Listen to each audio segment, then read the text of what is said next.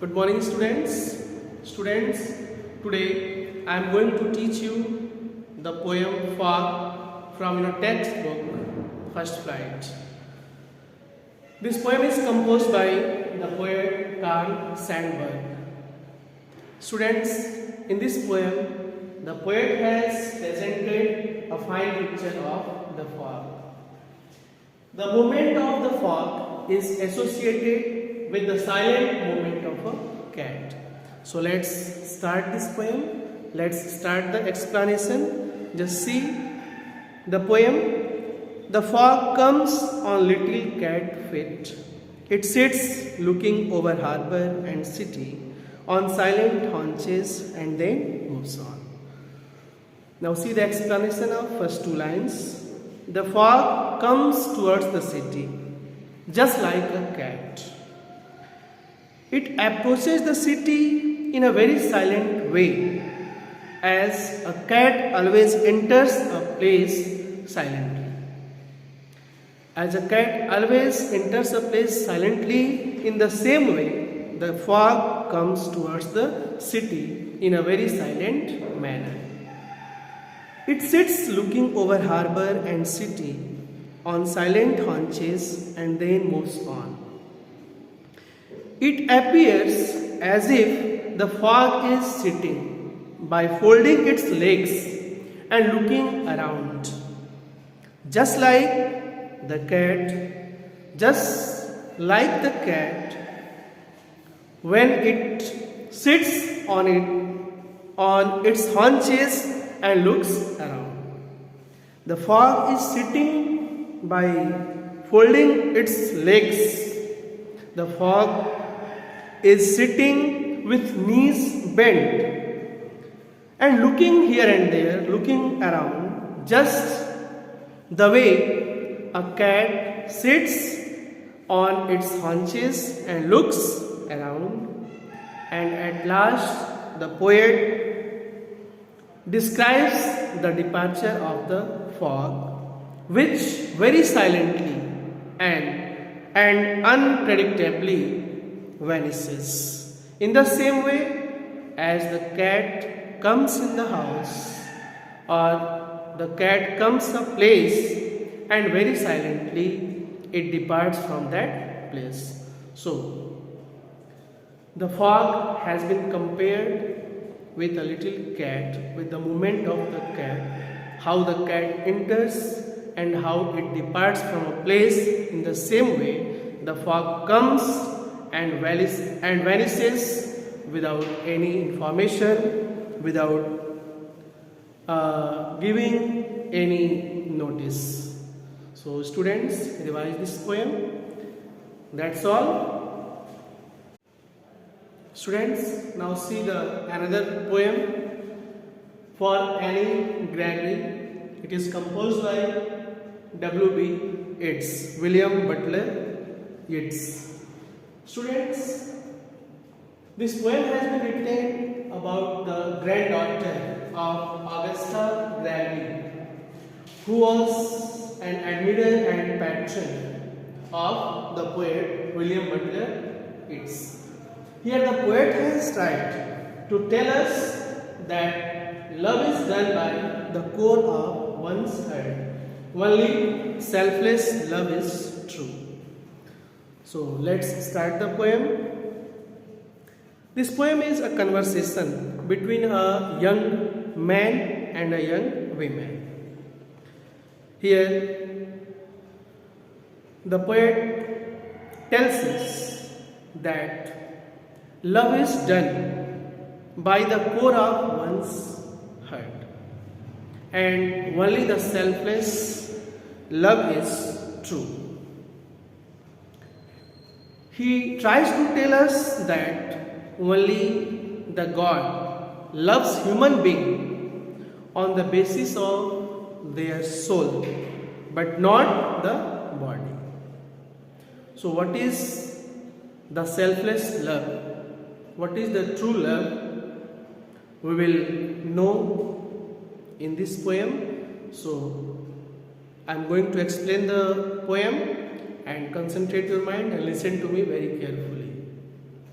Never shall a young man thrown into despair by those great honey-colored ramparts at your ear love you for yourself alone and not your yellow hair.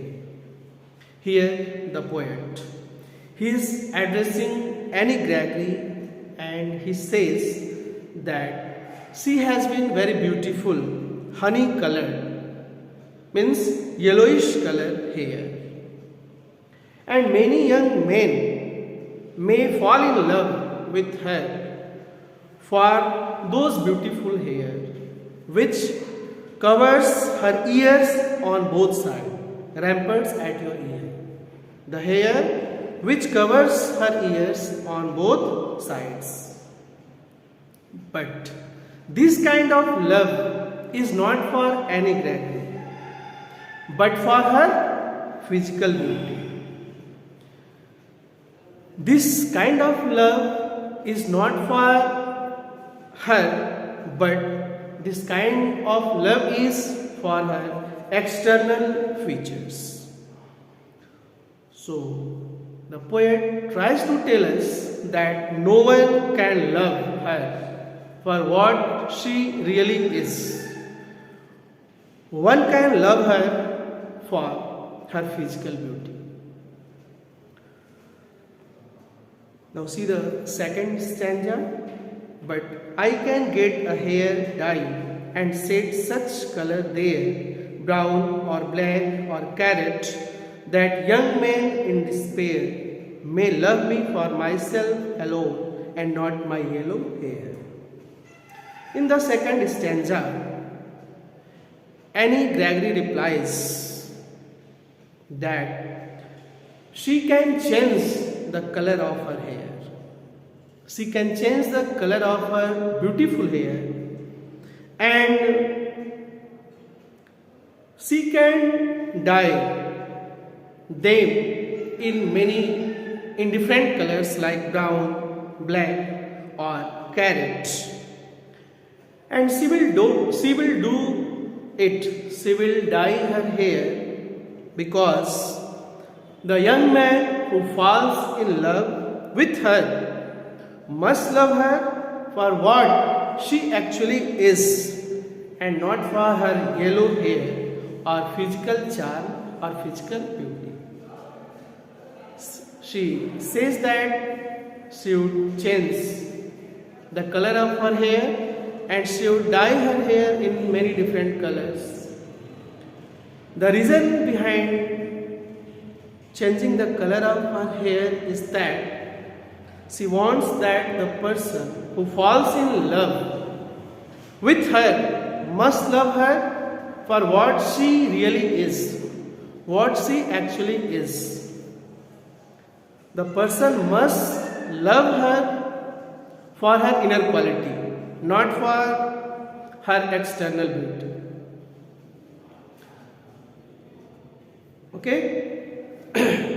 Now see the third stanza. I heard an old religious man, but yesternight declared that he had found a text to prove that only God, my dear, could love you for yourself alone and not your yellow hair. After listening to the reply of Annie Gregory, the poet says that he had heard from a religious man, from a priest, only on the previous night. And this man had given a reference from a holy book. And according to this book, only God loves human beings for themselves alone and not for their physical charms. Only God loves human beings for themselves, not for their physical beauty, not for their yellowish hair, not for their physical charms. God loves human beings for themselves alone. He means that, the poet means to say that only the God is capable of looking beyond external beauty. In this world, the God is only capable of looking beyond one's external beauty. Human beings do not have the insight and understanding to look into the soul of a person. Human beings do not have the capacity to look inside, to judge the inner beauty, to judge the soul of a person. So, at last, WB tells the reader, tells Annie Gregory that only God loves human beings on the basis of their soul, not for the body. So, she should approve of God's love only, not about human beings. So students, that's all. Revise both the poems and write the summary of these poems. That's all for today. Thank you and have a nice day ahead.